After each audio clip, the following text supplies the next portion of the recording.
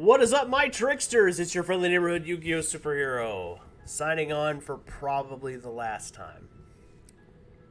Now, before we get started, I do want to say I'm a never say never type of person.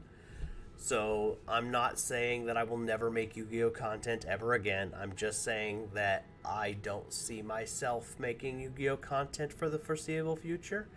But you never know. Life is a strange place. So, you never know, I may come back. But before I decided to go ahead and take this leap, because I know I have been gone for a year and you guys have been waiting for me to make content again, and I've been meaning to, and I've just it's gotten to a point where I can't anymore. Not with like the things that are happening in my life right now. I just can't justify making Yu-Gi-Oh content anymore. Um So but I did feel like you guys deserved an explanation. So I'm hoping that that's what this video will be, and I'm hoping that it will not be the worst rambling thing you've ever heard. Anyway, so one of the things is like when I set out to be a content creator, I never really set out to be a Yu-Gi-Oh content creator. I wanted to be one in the geek space where I talked about the other things that I enjoyed in the nerd space. You know what I mean? Like Star Wars, Lord of the Rings, Power Rangers, Transformers, all that all the nerd stuff, man. I'm the biggest nerd who's ever nerded, you know. Um, and I tried to take things from that side of my content creation style into Yu-Gi-Oh, and whoo, was it not well received, especially when I became the Ben 10 of Yu-Gi-Oh for a little while. Yeah, and you guys loved that, and I loved that you guys loved that. I just am saying, like, from the broader Yu-Gi-Oh community, they were like, ugh. So, and then I found the D&D community on TikTok, and let me tell you, do I fit right in. The D&D cosplay community over there, I fit right in over there. But anyway, I'm getting off track. So how did I come to the conclusion? Well, one of the first things is I moved. I left Texas and I moved to another state, and over here I don't have a Yu-Gi-Oh community here, which gave me a lot of time to do a lot of self-reflection. And while I was putting a bed together and painting things and moving things around, and not in here obviously because this got this ugly blue paint behind me. Sorry. Point being is, like, in the time that I moved, I had a lot of time to think, and I had a lot of alone time, and it got me thinking that I really don't want to keep making Yu-Gi-Oh content right now. And I honestly don't miss it, because, like, I've always kind of had a bit of a chip on my shoulder when it came to Yu-Gi-Oh because of how I view the company that owns Yu-Gi-Oh primarily.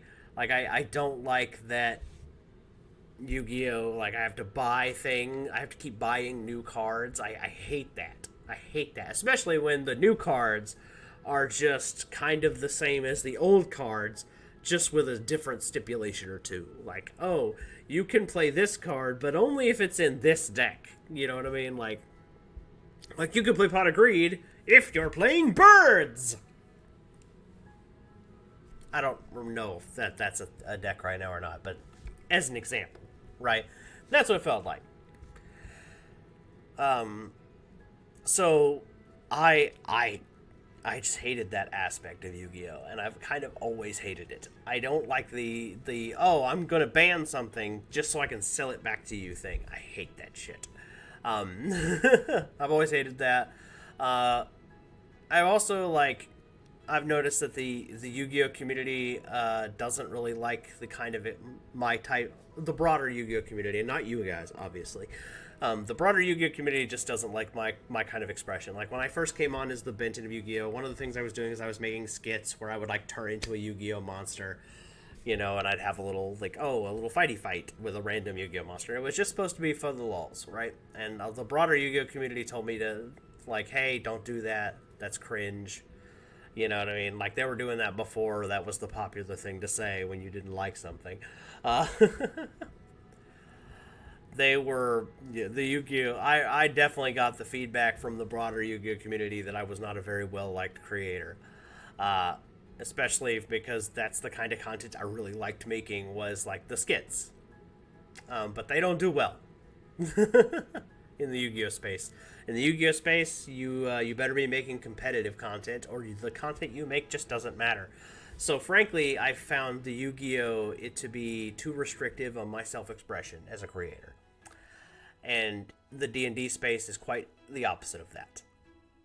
I've also have found that in the content creating space that I'm in now, which is the D&D space, of the internet, which is most.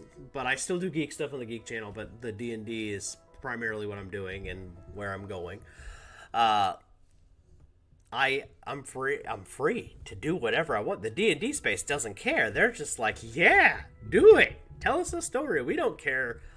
Uh, how you do it. Just tell us a story. We don't care if you wear goofy costumes or do an accent or they don't care. They love it. They're like 10 out of 10. Let's go.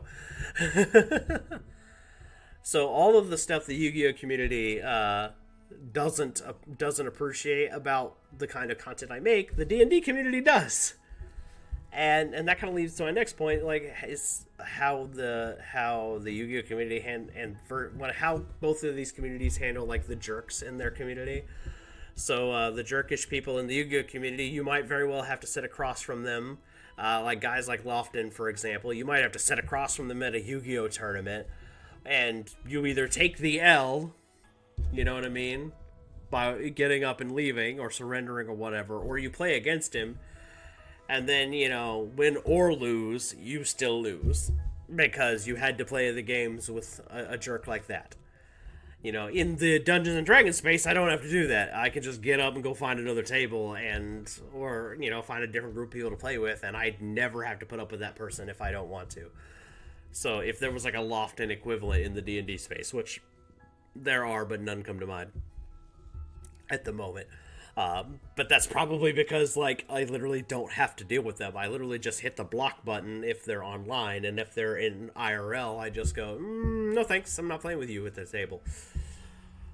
So, because you're a, whatever, you're a transphobe, or you're a racist, or whatever, like, that kind of person, I don't have to play with in the D&D space. If I play against that kind of person at a Yu-Gi-Oh event, well, there's no getting out of it. Alright? Either I play the game or I take the L, and I don't need that in my life. Frankly, with however much time I got left, I don't have any time for bigots, and the Yu-Gi-Oh community has a lot of them. And I'm not saying the D&D community doesn't, but at least I don't have to play with them at the table. And lastly, I'm just overall happier in the Dungeons and Dragons space. I have found that it allows me to access every talent I have. And though I do find it sometimes very exhausting, I also find it rewarding because I'm telling my players and I are working together and we're telling this crazy story and we're putting it out there. And although our view count aren't where I like it right now, I'm still having a blast doing it. And I feel like that passion will seep through and you guys will see that. So, if you guys want to follow the next place where I'm going and where my path is going, I invite you to follow me to the Rogue Squad.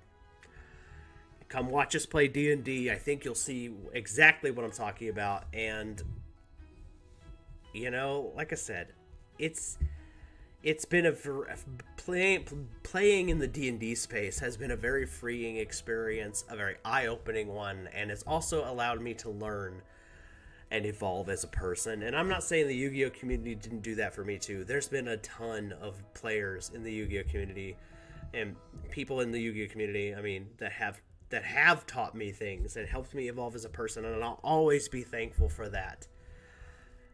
But the D&D space lets me do more of that, and so that's where I'm heading. I'm going over there, where I get to be an actor, I get to be a storyteller, I get to play all sorts of kooky characters, and I get to, just wear a costume if I want, or you know what I mean, or and do all the things that I love doing in the Yu-Gi-Oh space, but without, but for an audience that I think will appreciate it, and I'm hoping that some of you will follow me there too. So for all of you, and but for the whole of the Yu-Gi-Oh community, for all the good people over here in the Yu-Gi-Oh space, I do want to say one thing before I say adios: is I wish you all well. If Yu-Gi-Oh continues to bring you guys joy and happiness, please continue to play it. It just doesn't do that for me anymore, and I have found that I have more fun. I have traded my dual disc for a set of dice. Just my point is like, I have found where I want to be as a content creator, and I'm hoping you guys will follow me into this new venture. And like I said, for the broader Yu-Gi-Oh community, I wish you well. Anyway, this is Ben 10K of Yu-Gi-Oh signing off. Peace.